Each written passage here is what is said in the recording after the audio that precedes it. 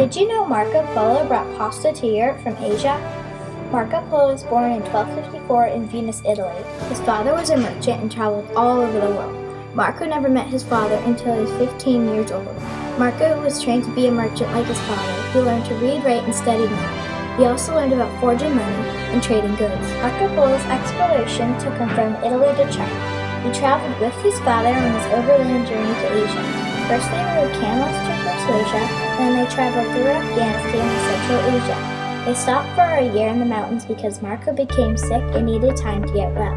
They traveled across China on the Silk Road when the Silk Road was a famous trading route between Asia and Europe. The entire trip took 3 years. Marco Polo met many people of different religions like Buddhist and Muslim. He learned many languages such as Turkish, Persian, Arabic, and Bengali. He brought back some of these cultures to Europe. He also stayed with the Chinese emperor at the time, Kublai Khan.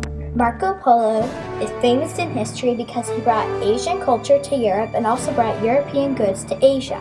On his way back to Italy, he sailed from China with 14 ships. 600 men died on his way back, but he survived. After his trip, he was put in prison for 1 year during war in Italy. Later in his life, he wrote a book called A Description of the World. The name was changed later and after his death to The Travels of Marco Polo. Christopher Columbus brought a copy of Marco Polo's book on his journey in 1492. Marco Polo lived to be 70 and died in Venice, Italy on January 9, 1324. One of his daughters came to the dying man's bedside, and Marco said to his daughter, "I have not told half of what I saw.